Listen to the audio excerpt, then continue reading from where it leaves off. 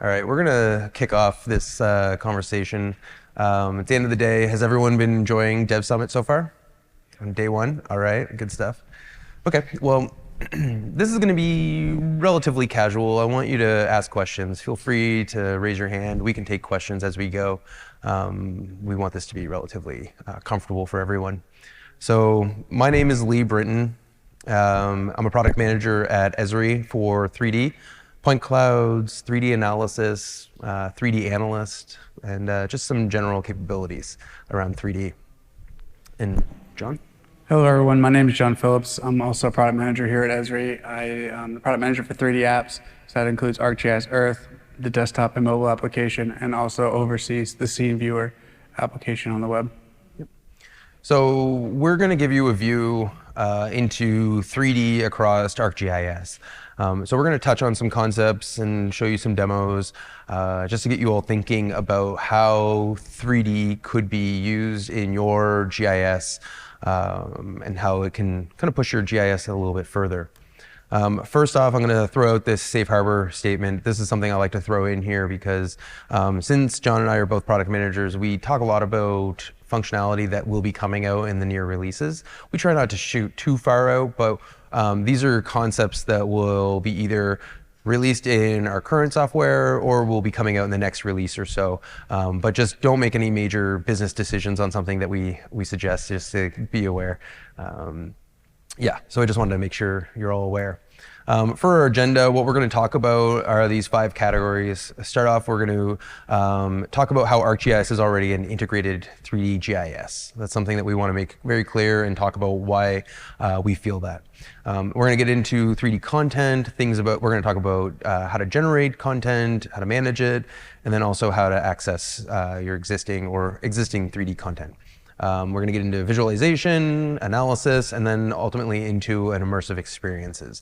Some of you may have been playing with some of the headsets in the showcase. That's kind of what we'll talk about here. But we'll kick off with John here talking about an integrated 3D GIS. Yes, thanks, Lee. So yeah, ArcGIS is an integrated 3D GIS, and it does enable 3D living digital twins. The term living refers to the ability to transactionally update the 3D environment. So that's very, very, very critical and unique there. The vision for 3D is ArcGIS is enabling a 3D GIS, including an integrated 3D system of record that builds smart environments, providing a foundation for living digital twins. So here are some of the problems that we're solving with 3D GIS today, from moving of people and goods and mobility to disaster response and climate resiliency planning, energy for managing the demand for energy as the populations grow throughout the world. Smart cities is a big one. A lot of local cities all over the world are looking to modernize their approach to how they manage the city and their urban planning projects. So 3D really helps with those communities. Smart facilities and also even water, getting clean and accessible drinking water to those folks that might not have access to it. One thing that I'll add to this as well is with reality capture, the ability to fly an inexpensive drone and process that imagery. There are a lot of customers in developing countries that have been able to really develop trust between the people and the government by being able to apply some advanced techniques like with GeoAI to identify areas of concern and address them before they're even brought up. So that's just a really great use case to where even if areas that don't have a lot of money, they can have extreme impact with using ArcGIS's 3D GIS system of record. So as an integrated 3D GIS, we kind of break this down and tell the story through 4 pillars. The first pillar being content.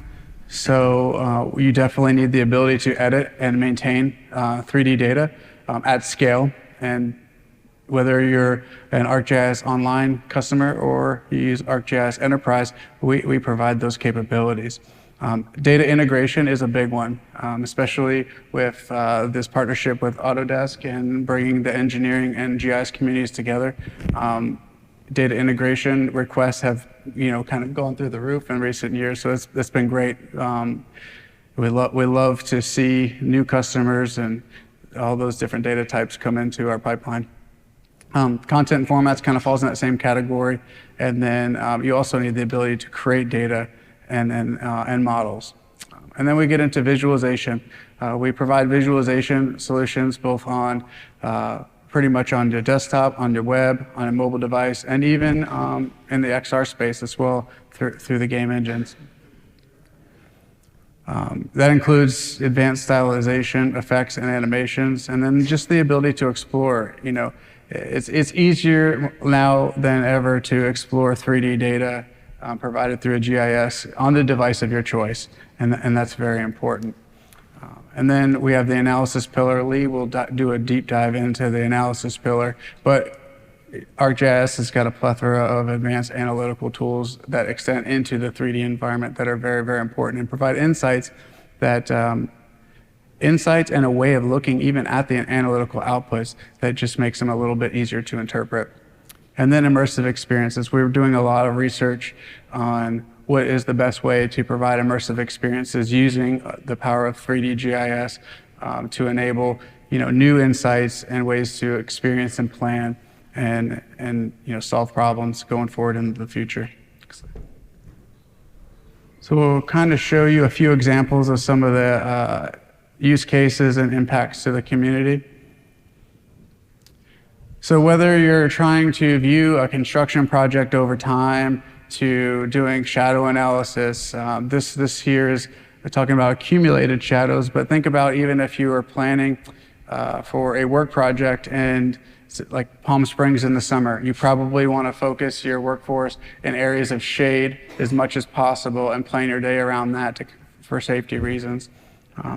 To monitoring proof of concept or a digital twin for a water project and running some simulations on that, to looking at LiDAR data. High density point clouds are really big. High density point clouds have led to the ability to do some of that object identification segmentation, which is a great advancement in 3D GIS. And then what you see on the bottom right there, which is a complete digital twin experience built using ArcGIS. All right. Okay, so I'm going to talk a little bit about 3D content. This is something that I like to say at the beginning of all of my conversations about 3D and getting into 3D. Your data's already there. Your data, everyone here has data that could be ready for 3D visualization. And I say that because really all we need is numeric attributes, and that can be rendered in 3D. So everyone is already started their path toward visualizing and working with their data in a 3D manner. But we can get a lot deeper into that. So under the content umbrella, this is really focused on generating, managing, and accessing the data. Accessing the data could be from any device, all the way down to the mobile device in my pocket or the laptop in front of me. So starting off with data editing and maintenance, this is something, and actually this whole slide could be representative of just general GIS. It doesn't need to be 3D, but we want to make sure that you understand that 3D GIS is nothing special in the sense that it doesn't need special training. 3D GIS is really just your regular GIS. So we experience data editing and maintenance of 3D content. We have tools to generate 3D data. And in the showcase, we've been showing off a lot of new functionality with the 3D object feature layer, which is a special feature class that represents 3D content with high quality materials on the outside of it. We also have ways to upload and add 3D models directly into your web application, so inside of your scene viewer.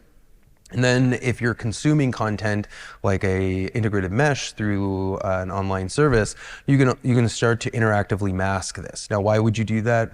Well, if you're working on a project in a city where you need to visualize how a proposed development or a new building may look among other buildings, this is really useful. So I can mask out the building that will be demolished and then start to get a sense of how that data will look in context. And that's really one of the big values of 3D GIS is visualizing data in context. So how will this building look next to other buildings, or what material is underground, where will the pollution plume move? And a lot of it, where we start getting value, is showing it in context to real world objects. Moving over to content and formats, this is something that we've been working on continuously. There's adding more content for you as customers so you can consume ready-made GIS data that is 3D. This could come in the form of our new 3D base maps. This is a global base map that has 3D buildings and trees from a variety of sources, mostly OpenStreetMap and some from Microsoft. And I think there's some other listed there, but we're providing you authoritative GIS data that's all ready for 3D. Going into our partnerships with Autodesk, CAD, and BIM, this is something that we've added a few years ago, is the ability to ingest BIM models. So this is a high quality model of a structure that has awareness of the material and how this structure has been built. When we look around this room, we see different materials making up the walls, drywall in the ceiling, lights and whatnot, but where are all of what are the walls made out of? What is behind the wall? Is there plumbing, electrical? Where are the wires moving? And that would be great for me just to be able to peel back this, but I can't. So managing this data inside of a building information model really helps people to visualize content that they actually can't see with their naked eye. Moving over to point clouds and LiDAR, this is something that we're continuously working on, trying to improve our ability to render, improving the speed of rendering, and then also the breadth of formats that we can ingest. I know a lot of people have been asking for LAZ in LiDAR, and that's something that we're looking at right now and trying to support. It's also important to understand that we currently have a compressed format called ZLAS. That is an impressive format that provides you with compression and the ability to perform edits, classification, and share that data. So you can use it just as if it was a uncompressed LiDAR tile. And then also recently, we've put out some media about our support for 3D tiles. If you've followed us at all over the last few years, we've been engineering a series of services that are specialized that have special capabilities to share and disseminate three-dimensional content, large volumes of it. This is something that was adopted by the OGC standard, or the OGC community, but 3D tiles was something that is another method for sharing 3D content on the web. It is also an OGC standard, and recently we've adopted the ability to visualize 3D tiles inside of ArcGIS Pro and then also in ArcGIS Online. Moving over to data integration and management, this is where we're starting to peel back the information to your 3D content. So we're supporting time-enabled data in not only ArcGIS Pro, but inside of ArcGIS Online. So you can start visualizing 3D data with timestamps, so you can see how a construction site may develop over time. On the concept of BIM, I'd mentioned that there are these layers that will represent mechanical, structural, and electrical layers. BIM also can manage or store construction schedules. So as the project is to progress, we can visualize the stages of construction based on the timestamp that has been put into it inside of Revit. So we can take advantage of that inside of our GIS, and you can slide through a time-stamped BIM model. Now, this is something that we've actually taken advantage of in our own office, where we built a new building for our support teams, and we combined the BIM models with time enablement and some reality scanned data to see how well the actual construction progress was matching up to the time-enabled BIM model. And this is something that a lot of people can do to take advantage of clash detection, to see if objects have been installed in the proper location, if we're on schedule. to complete the project on time. All of this is really important. And then finally, data creation and modeling. Now, this is something that we can do through the results of analytics or through other tools like procedural content. City Engine has an ability to generate 3D content from simple geometry. And when I say simple geometry, I mean points, lines, and polygons that have attributes. And just by looking at the attribution, maybe the height, an attribute that's called height, it has a numeric value. Maybe there's an attribute that says roof shape.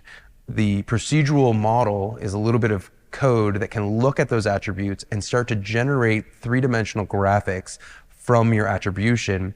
But really, you're just generating graphics on your screen so you can see how the data might look in a 3D space. We can also perform feature extraction. I'll get into this under the analysis umbrella, but we're able to visualize three-dimensional content like point clouds and then classify and then actually pull out objects to make GIS assets.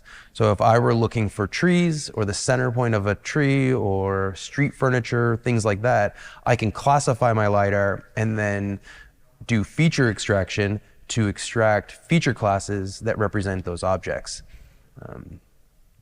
Some other things on the side here, if I haven't gone over it and just taken a quick scan.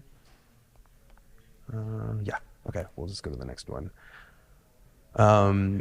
So the system of records, when we talk about a 3D system of record, really what we're talking about is the variety of layers and information that can be managed inside of ArcGIS. We're going to start off with elevation layers. So an elevation layer is that raster-based elevation height that you'll see. We provide a global elevation data set and at varying resolutions.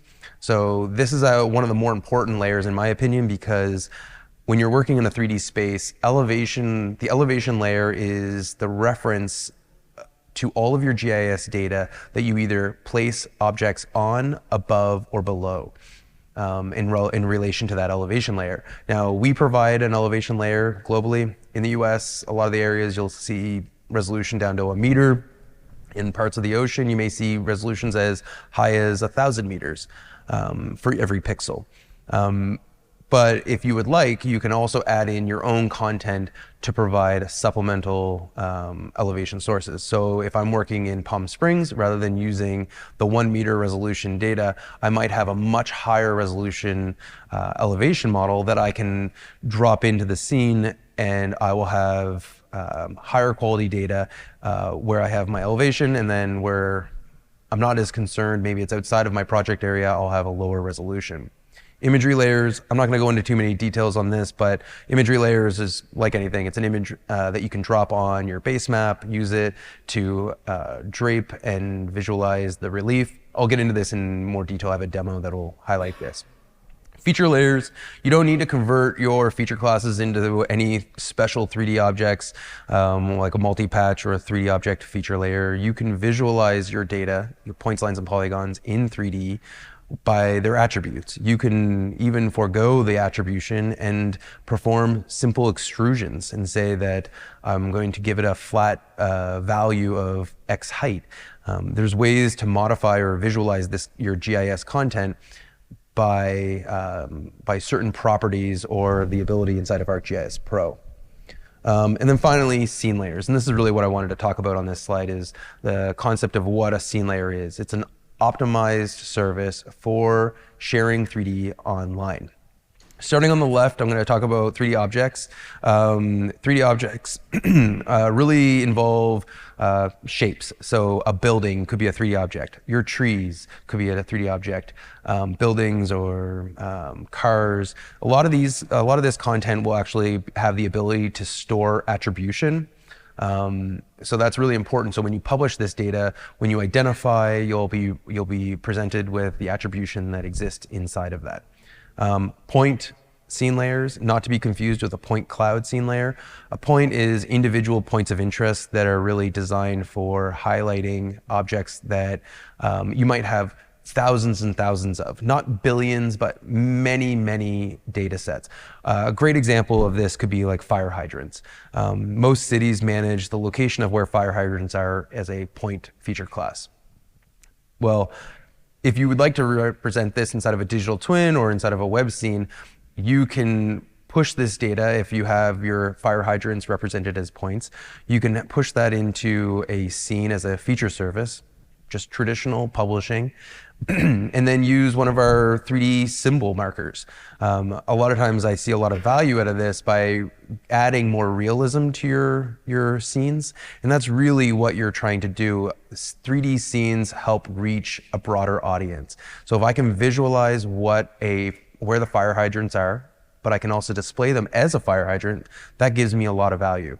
Now, if I am worried about the waterworks for a city and I'm concerned about how much pressure is behind a certain fire hydrant, I can start to create a scene where I'm using the points, symbolizing them with the 3D symbol marker, and then coloring that symbol marker based on the attribution that is tied to a live feed measuring the pressure. So when a marker gets displayed as red, it might flag a warning that there's something going on at this valve or at the fire hydrant or whatever the object is that we're trying to display.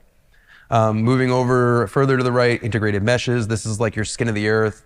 This is a data set that's created through photogrammetry that creates a huge series of measurements over a broad area. Then it triangulates those measurements and generates a three-dimensional triangulated surface that is then painted with imagery. And that's probably the best way for me to describe that. Point clouds, this is where we see a lot of movement here with LiDAR, photogrammetry points. So again, the points that were used to create the integrated mesh can also just be visualized as a point cloud itself. And there's a lot of value in doing that. One is display, speed. Another might be feature extraction. The other thing is, the other layer type that might be falling under this would be like a multi-beam echo sounder. So if you're offshore doing hydrographic surveying, this could all be stored in a point cloud scene layer. Now, where this is different than a point scene layer, we're talking about, with a point cloud, we're talking about billions and billions of points. I have a scene that I use in Seattle, and it's the entire city of Seattle surveyed in LiDAR and the Puget Sound that has been merged into one point cloud scene layer. And that's over, I think it's 110 billion points over the city.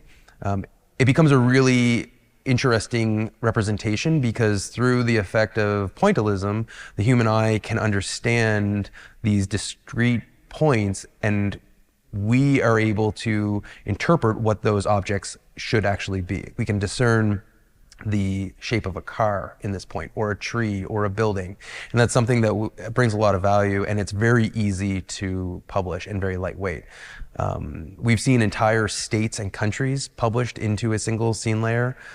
We have the city of Connecticut, I think, is in a scene. We have a few other entire states represented. Buildings, so building scene layer, this is just a special scene layer that is geared toward building information models. Like I said, the mechanical, electrical, and all of those assets, they're preserved inside of this building scene layer. It also allows you to do special operations like filtering based on assets or by floor. If I am a building manager and I want to search my building for any ADA handles and bathrooms that may have gone under a recall, how am I going to find that? Am I going to send my staff out to every single bathroom? Or can I look at my building information model and understand quickly what bathrooms have that handle and which ones do we need to replace?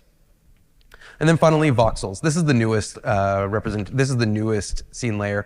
Voxel is essentially a three-dimensional pixel. This is a scientific data set that's meant for representing huge volumes of data that supports both multi-dimensional data. So a great representation of that is water column information or oceanographic content. If I'm in the ocean and I drop a weighted line off the side of a ship, as that weighted line is going down in the ocean, It's going to change temperature. It's going to have fluctuations in salinity, phosphates, all kinds of different materials that you can detect in the water and over time. So all of this content can be represented inside of a voxel data set and allows you to step through the various variables or dimensions of this data.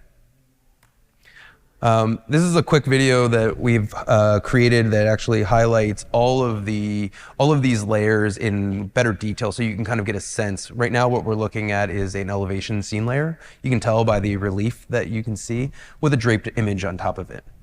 We're going to move over to the point cloud scene layer, and here I'm just going to try to pause it. Here we can start to see the shape of buildings and trees, and they've been colorized with real world imagery. Now, it's pretty easy to see what trees are and what buildings are, and I haven't had to actually generate any shapes for this. This is purely just point clouds. Moving over to the point scene layer, in this case we've chosen trees, so this would be individual locations of where we have trees and representing them with a symbol marker. 3D object scene layer, which will also support attribution, just like any other feature class. But instead, this is a 3D feature class, a multi-patch to be specific. Here, this beautiful scene is an integrated mesh. This is what was generated through one of our reality capture products that triangulated and then painted those surface with the images. Now here we're actually showing the voxel. Inside of the concept of a voxel, we've got two flavors. On the right, we've got the continuous, and on the left, we've got the discrete. Depending on what you're trying to model, will kind of lead you into what method of symbology you would like to use. If I was representing if I had a voxel of oceanographic content, then I would probably use continuous, because water is going to have a more fluid appearance.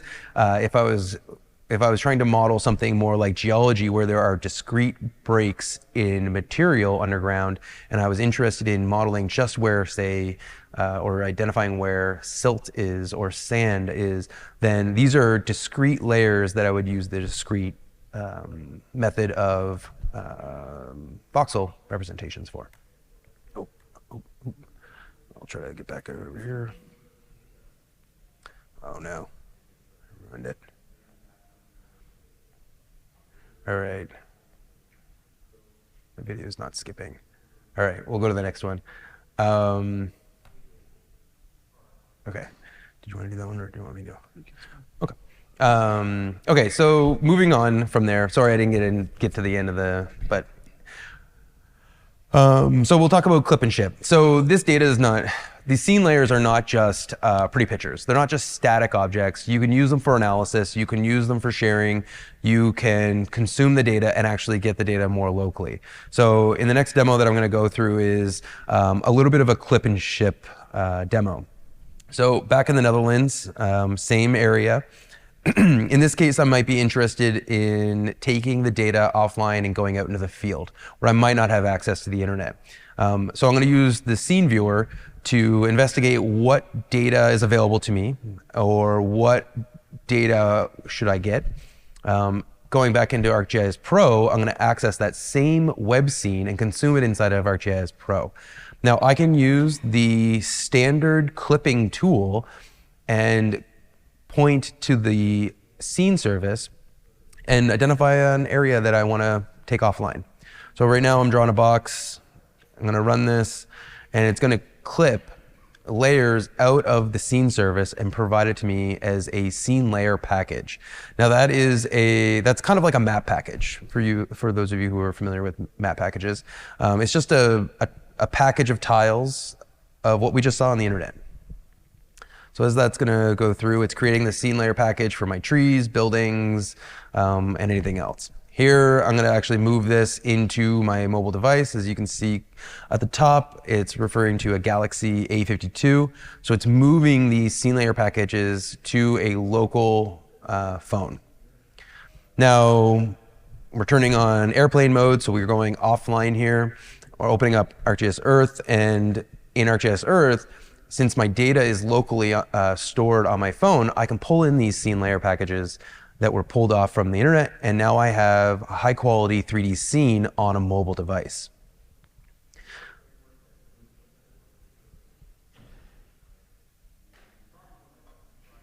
Now, John, what are some things that I could do inside of the mobile Earth application with this?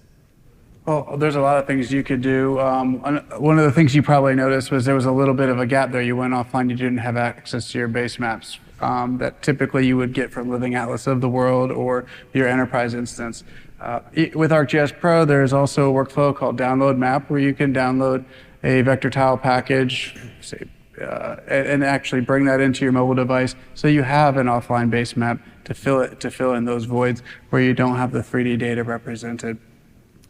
But from your mobile device, you'll be able to explore that data, take measurements, perform visibility analysis, draw point slides and polygons to add context for, say you're walking a site, you just want to do some quick markups and do an inspection.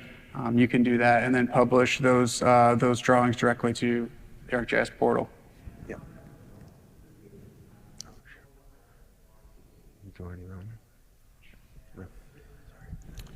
All right, I'll go ahead and kick off 3D visualization. So 3D visualization is very important. I think a lot of the development of the scene layers was really geared towards this 3D visualization. There are multiple ways. Like scene layers is super important, and then 3D tiles is also another method. But it's very important because it optimizes the delivery, it pre-caches the information. In some cases, it super compresses the information in a lossless sort of way, so it's easy to deliver large amounts of content, either on the web or a mobile device. Perfect example with ArcGIS Earth is over 100 gigs of a scene layer package being rendered on a mobile device without any issues. That's pretty significant. We'll also give a lot of different tools. Now, for those of you out there and developers, a lot of this that you see here is from the JavaScript side of things. Runtime doesn't have as many visual variables as you see here on the JavaScript side, but it is still a very capable SDK for 3D. So the ability to sketch edges, view the buildings just a little bit different way. It almost gives that cartoon effect, but when you're trying to present projects in a very aesthetic way, having the ability to style your data in various sort of ways is very important. The web styles, and then also the point cloud density slider. Sometimes you just want to reduce the amount of data that's being processed and being stored in memory at any given time. So you can reduce the density to kind of improve that performance. And in some cases, you might want to just focus more on the ground and kind of eliminate some of the buildings. And by making it less dense, it's a little bit easier to focus. As we move to the right there, we have a lot of different effects and animations. A lot of these you'll see in the scene viewer. So the ability to create a snow effect, rain, fog, and even clouds, and modify that, especially with including like the sun positioning in the sky and how that casts shadows on the 3D environment. That's a very powerful tool for visualization. Realistic water is a great tool. That's a big hit every time folks come by the 3D kiosks and they see the entire ocean kind of rendered, and it's moving. It's a very great effect, and it's very useful at times as well, because when you get into the 3D environment, I think aesthetics are very important. There's a lot of trade-offs when you're working in 2D, but in 3D, there's an expectation that realism will be part of the experience. And then moving over to the right, when you want to explore this data, whether you're doing visibility analysis, whether you're just looking at 3D objects, exploring a building project that was created using a Revit model from Autodesk Construction Cloud, to working in the field with a mobile device. ArcGIS has an expansive 3D capability for visualization that goes across all of the native and web SDKs that allows you to develop these experiences in custom apps as well, not just the apps that we provide. One thing I wanted to actually mention on this, and every once in a while when we talk about snow, rain, fog, the realistic water, these are sometimes they seem silly, but some of the biggest values is to 3D is the ability to reach a broader audience and communicate a message effectively. Now, a lot of us in the room are very tech savvy and and a lot of us still have a lot of spatial experience. So we can probably all safely assume that a lot of us are aware of spatial analysis since we're here at this conference. But when you need to start communicating with a broader audience to, say, my parents, will say, these effects really go a lot farther to communicate a message in a manner that we're all used to. This is something we naturally interact with the world in a 3D manner. So the more realism and the more context that we can provide really helps communicate that message in a much deeper way with a lower technical audience. So it really lowers the barrier of entry. Sorry, I just wanted to mention that, yeah. Mm-hmm. Yeah, so this demo, again, back in Utrecht, is just showing the representation of how we can use we can use a 3D GIS to kind of communicate that message and the messages to an audience. So in this case, we're looking at some pollution. So how does a pollution plume move through the geology and how could it potentially affect a community? And this is going to be something that we look at over time. Now, right off the bat, very easy to understand. If I lived in this neighborhood, I would recognize the buildings, the neighborhood. I would recognize where things are. And I think there's a lot of value to that. But once we start showing objects that are underground, things that maybe the everyday citizen hasn't really seen, maybe they don't know what it looks like underneath them. Or they may think that there's no way that this oil leak from someone's oil tank could have reached my neighborhood. But in this case, what we're showing is how this plume has moved through the geology, what houses it's under, what neighborhood it's under, and it gives us something that we can actually look at over time. So this voxel representation underground actually can be identified over time and see how this plume has moved. It's an interesting representation. It allows us to kind of play with the data in a way that we can see how maybe certain events may have lined up with certain stages of where this pollution or this plume has moved. It's just another way for us to interact with the data and start to get some more insight so we can make data-driven decisions, essentially. Now, this app was built on the JavaScript Maps SDK, or Maps SDK for JavaScript. It's not just, you're not just constrained to our off-the-shelf tools for this. This one, yeah, it just jumped on me. So we're going to talk about time-enabled. So you just saw some time-enabled abilities inside of a custom app. This is now available inside of Scene Viewer. Building construction is a big one. I mentioned earlier that we had used it on site to monitor one of our building construction projects. And in this case, what we're going to do is use 3D to really show the effect of how a new building or a proposed building will look and how it should be built over time. So what we're looking at is the progression of time, how this building may be built.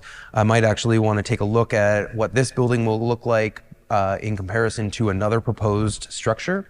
But without actually doing any sort of analytical work, I can start to get a feel and start getting an understanding of what this structure will look like. We don't need to have any geoprocessing tools in hand to see if this building will obstruct a view from one building to another. It's fairly understandable since we all work in this space naturally, just live in 3D. So yeah, this is, I'm going to jump to the next. Okay, yeah. So speaking of analysis, 3D analysis, this is really for, these are purpose-built tools to analyze three-dimensional data or complex geometry. And this could be quite complex. On the left, we're talking a lot about, we're focusing a lot of our time on deep learning for point cloud classification. So this is where LiDAR is a real, true big data problem. So how can I identify unique objects without having to spend a significant amount of FTEs or human power? So deep learning can help with that by identifying objects that are unique. I can train a machine learning model to understand what this chair looks like that I'm sitting on.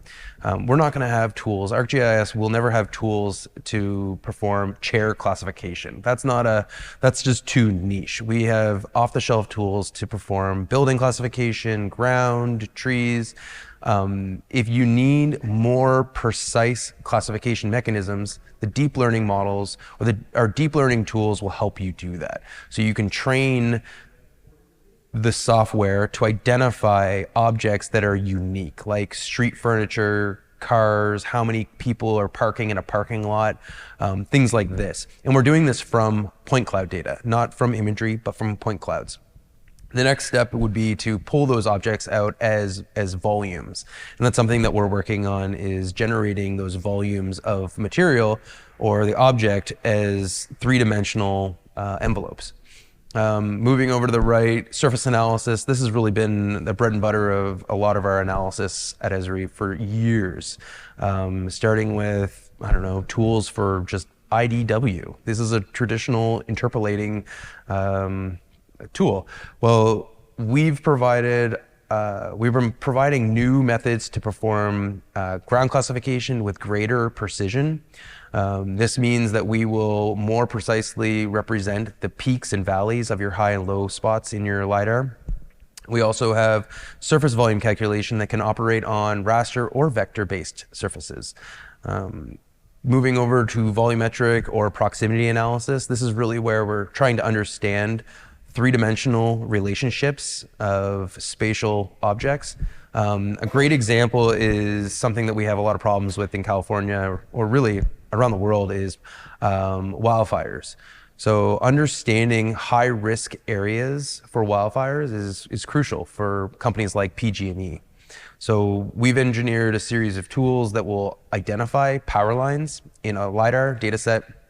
It'll classify them as power lines. It'll also classify the towers, and then also extract those power lines from the point cloud to give you GIS data in the form of a feature class. So we'll actually generate the lines, the linear lines that have the catenary slack as it's been represented in the LiDAR, and then provide that to you as a feature class. Now, this might not sound very special, but when you look at a LiDAR, a typical LiDAR survey, fewer than 1%, I think it's 0.1% actually, of the point cloud data actually hits the power lines in the natural world. So to identify and classify the points in a LiDAR survey is quite a challenge. So we're able to classify that and then generate that into a feature class. We also have an ability that we've engineered this year to extract multi-patches from your integrated meshes. So if you're consuming an integrated mesh as an I3S, you can actually draw a box around a building and then extract that as a multi-patch, which is a really interesting operation. As a lot of us might know, the integrated meshes are kind of a dumb object. And I say dumb object not because of any deficiency they have, it's just that they don't have the ability to store attribution. So in my view, I can't add how many people are in a building during the daytime versus nighttime. If you want to do that, you have to have these 3D shapes in a feature class form, so you can apply attribution and perform your analysis on that. We allow you to extract those multi-patches from the scene service. And then finally, exploratory analysis. This is kind of an exciting one. For the last few years, we've had the ability to perform in real-time analysis on your data. And a lot of it has been around 3D. Things like measuring, so 3D measurements, or the volume of a hill or a landfill.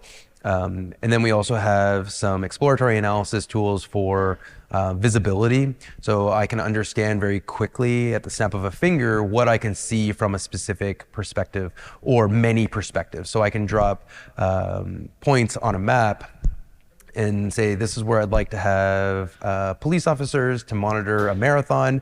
What can they see from this given location? Rather than waiting a while to let a geoprocessing tool crunch and then having to make adjustments to that and then running it again and again and again. We've all gone down that rabbit hole. This will run the analysis instantly. It'll give you a general result of how the data or what data you can see, but it's a good enough result to provide a vector to get a real quick and dirty understanding of what you can see. Now, I don't have any of those shown on here. The one that we are showing on this screen is our flood simulation. So around the UC timeframe, you're gonna see ArcGIS Pro will have the ability to perform flood simulation. Now, this is really exciting because we're actually using an industry standard of flooding. That's not something that we've engineered. It's something that we've just adopted as the algorithm. It will generate a flow model flood representation that you can provide constraints to. So if you want to input buildings, so if you have three-dimensional buildings, the flood model will understand that there is an object in the way and the water will flow around it. You can also input sandbags, culverts, dams, and then you can increase the amount of rain in an event. So inside of a study area, you can model how the water will flow, and it'll take into account the 3D objects and other assets that you've placed inside of that scene. That's something that will be coming out in later this year. Ground saturation. Yeah, actually, I think it will take into account ground saturation. So John just reminded me that ground saturation is also a part of that. So that's something else that you'll be able to take a look at. So depending on how the ground is going to be saturated based on water, California, it just doesn't saturate into the ground, it just runs off. That'll also help impact the visualization of the flood simu. Okay, so into the analysis umbrella. Right here, what we're going to talk about is power line classification. First off, what we're going to be doing is kind of identifying locations to do my analysis. One thing to keep in mind, if a human eye can identify an object, so we can all kind of see these power lines, if the human eye can recognize it, it's safe to say that a deep learning model can identify it. So a computer could be trained to identify it. What I'm interested in is narrowing down where the power lines may be. In this case, if I was a utility company, I would know where my power lines are already. So I might just buffer that line and isolate the area of interest. I would do this if I am concerned just to limit the amount of data I'm going to have to crunch through. That's all we're really doing here. So I'm identifying my paths of where the power lines are. I'm going to, as you can see, they're already classified, but I want to understand where the vegetation may be. Right here, I've extracted the objects, so we have some object detection or extraction capabilities from 3D Analyst. This will generate a three-dimensional envelope around the objects. It's not going to be shrink wrapped today, so it's not a alpha shape. It's just a simple 3D volume or a 3D envelope. In the coming time, or in the coming releases, we're going to be producing the ability to shrink wrap the objects, so that this would be more like a mesh or a 3D object of the power lines or the tower or other objects that you're identifying. So here, I'm interested in extracting the power lines. They've already been classified. So what I'm doing is actually extracting the lines, the actual line geometry, because now I'll be able to compare it to where vegetation may interact with the power lines. So I need to understand the 3D spatial relationship between the power lines and the trees. Now, 3D Analyst produced a tool that will allow you to determine the amount of sway that a power line could undergo. And then that is a piece of geometry, kind of looks like a hammock, that you can determine if there is some encroaching trees. And without doing any analysis, I can actually see that there are some trees that are poking through the surface and that may need to be tended to. And So yeah, let's move over to immersive experiences. John? Yeah, so we'll talk about this. This gets me really excited. Now we're talking about a little, the immersive experiences. It's very, very, very fun stuff. We'll go to the next slide. So XR is definitely a very unique way of interacting with geospatial data. With new technologies like your game engine integrations, we're able to really elevate 3D data, which 10 years ago looked like little polygons in 3D space, looked very great. But with the game engine integration and the physics and the rendering engines and stuff, you could really elevate your experience. We have a few out-of-the-box experiences for XR. 360 VR is a great example, where you could take any web scene, apply a location, and then explore that point of view through an XR device. To tabletop AR, which you'll see in the future, in a future release with Urban XR or Urban VR, you'll see the ability to go from a tabletop to a fully immersive experience and running around the environment. It's very, very powerful, and it's stunning if you ever get to experience it. Check it out at the UC this year.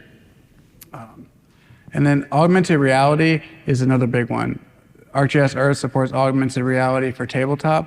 It's a kind of a novel capability, but I say that to say in runtime, we do support augmented reality via our AR toolkit. ArcGIS Runtime API for iOS and Android, the older versions support tabletop, flyover, and world scale AR toolkits. As you migrate to the newer ArcGIS Maps SDKs for Kotlin and Swift, we are starting to roll those AR toolkits into runtime there as well, and bring those functionalities to ArcGIS. And we move to the right there, you'll have your 3D apps. So with your 3D apps, you'll be able to do a lot of different things, including, those high quality visuals. The visuals using the JavaScript API, I will say, far exceed what we can do in runtime. So that's just kind of where we're at right now. But the things that they're doing with OpenGL is phenomenal. It blows us away internally every single day what that team is churning out. But what's really important is when you get into the website of things, your experience builder, your instant apps, your story maps, your dashboards, everything is starting to support 3D content. And through your web maps and through your web scenes, you're able to take that content and integrate it within all of these different experiences and sync them together with each other. It's very powerful. It's that true systems of systems approach, and that includes even outside. Bringing outside information and syncing it all together. It's really powerful. And that gets into that seamless collaboration, which you see there, like using third-party tools and third-party APIs and building on top of what we already provide with ArcGIS. And then lastly, this has definitely really helped elevate 3D, which is the game engine integration. With the ArcGIS Maps SDKs for game engines, you can seamlessly bring in your 3D data into a game engine and use things like clash detection and the advanced physics engines the game engines provide. A good example, going back to analysis that Lee mentioned, was the ability to use machine learning to extract features.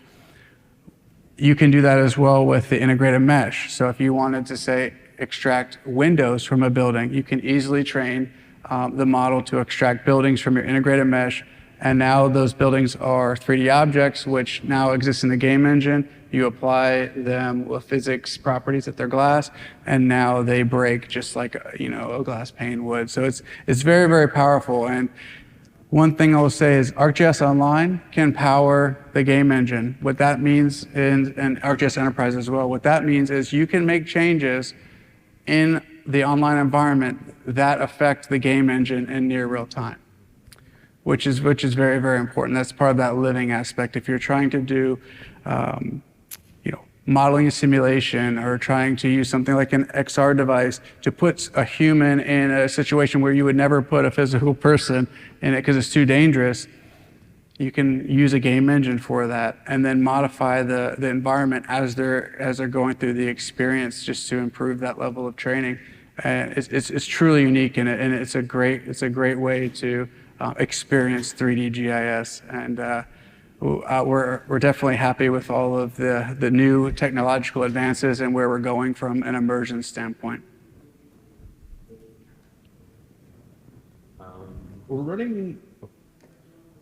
We're just about out of time, but as this goes through, please feel free to raise your hand. This is just another example of using an AR experience to visualize flooding. So again, reaching out to a broader audience. How can I experience something that is about to happen or could happen eventually, and communicate the importance of that to an audience? Here we're representing the water, but instead of ArcGIS Online, I can quickly create an XR experience onto 360 VR. I highly recommend anyone that's interested. This is a free download, the 360 VR. It's something that you can create a VR or a photosphere-like experience inside of ArcGIS Online really easily, with attribution tied to it. Now, finally, the last thing I'm going to talk about is we've been updating our 3D GIS website. There are new workflows on that page. There will be more updates to our website in general, but what we're trying to do is provide you a location where even ourselves at Esri can find our help documentation and workflows that we know exist, but just can never find. So please pay attention to that if you have a chance to. And leave any feedback you can. We love getting feedback from everyone. Thank you.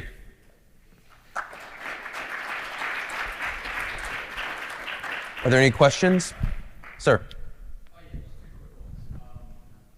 You guys mentioned a lot of support for the ArcGIS Maps SDK for JavaScript. Are any of these new features that are currently in development, like your point cloud density slider or 3D tiles and 3D base maps and things of the sort, is that going to be also supported in ArcGIS Maps SDK for .NET, or are there different roadmaps for those things? And then my second question was, for people who need to develop custom apps using Esri products for end users who are not technically geospatial personnel, open source data formats are incredibly important. You guys mentioned that you were working on lab support in the 3D view and other things like that. Do your scene layers, are they going to have to continue to conform to the SLPK format or proprietary Esri formats, or are you legitimately looking to implement open source platform use in the Esri scene layer? So I'll address your first question with the parity with the runtime maps like .NET. So a good app to look at would be ArcGIS Earth. ArcGIS Earth is completely built on ArcGIS Maps SDK for .NET, which there are some limitations. We do not support building scene layers currently or voxels, but they're coming. They're on the roadmap. 3D tiles are coming. They're supported. They should be supported in runtime in the next release. So that kind of answers that question as well. Some of the different features and functions, there is a little bit of a difference, but I will say that runtime has a really great tool set to support 3D, and we are working hard to get parity between all of our different SDKs. As far as the i3, I'll answer the i3S question, and we'll kind of kick it over to Lee to answer the rest of it. But as far as i3S goes, i3S is completely open. Yeah. It is. Just like 3D tiles, it's a completely open standard. There's no proprietary nature to that one whatsoever. But there is a differentiator. It is the ability to transactionally update. i3S is designed for that. 3D tiles is not. Yep. So it just depends on what problem you're trying to solve. Are you trying to deliver content, or are you trying to deliver content and maintain it in an enterprise fashion? It's just kind of the trade-off there. I don't have anything. More so for point cloud classification, right now the only way to implement like import point clouds is through conversion using geoprocessing tools in ArcGIS Pro, but end users don't use ArcGIS Pro. So them having a last data set and being able to import it directly into their ArcGIS viewer is pretty important in terms of the roadmap for 3D for users like mine. Yeah. Okay, that's a fair point. I mean, so the last files can go into the scene layer package, and that is just accessible through a REST endpoint. However, you are right. Most customers are going to come with LAZ, but LAZ was never designed to be used other than shared through the web. In fact, there isn't a product out there that supports LAZ directly. There's conversion done behind the scenes to perform that analysis. Pardon?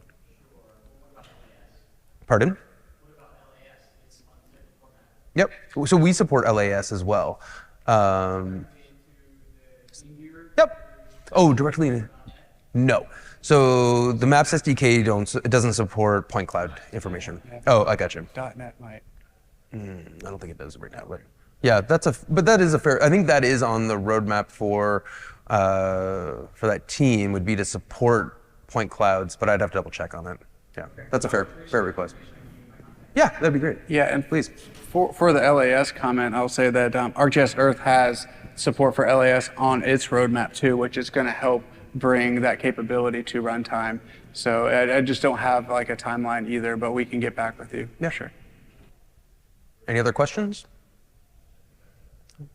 Sir. You talked about also the JavaScript visualizations, and not all devices are very involved. The more functionality you put on the client side, the more you impose hardware requirements. Do you have any particular strategies how to deal with, for example, older devices which are not that GIS supported? Yeah, so I'll give you an example using I3S scene layers. If you're looking at like an integrated mesh of like a reality capture, we support a bunch of open source texture compression methods. For example, you have JPEG compression, you have the basis, and I believe it's what DXT is another one. And each one has its own purpose, right? JPEG is probably going to give you the smaller file size, but it's going to be a memory hog. Whereas basis on a mobile device is going to be larger, but it's just so efficient on a mobile device. Whereas DXT you probably want to use on your desktop. So I think that there are some best practices when it comes to choosing your compression method when you are packaging your data. But with I3S, it is very efficient with its caching, and it's super compression behind the scenes to deliver those experiences. When you get into working with traditional features and things that aren't in a optimized package, it can get very, very challenging on those devices for sure. Yeah. Any other questions? Okay. Well, thank you, everyone. I'm going to be at the, and I don't know if you will be as well. We'll both be at the Meet the Teams, which I think starting in a few minutes. But yeah, if you have any questions, feel free to come and grab us or provide us your contact. Thank you.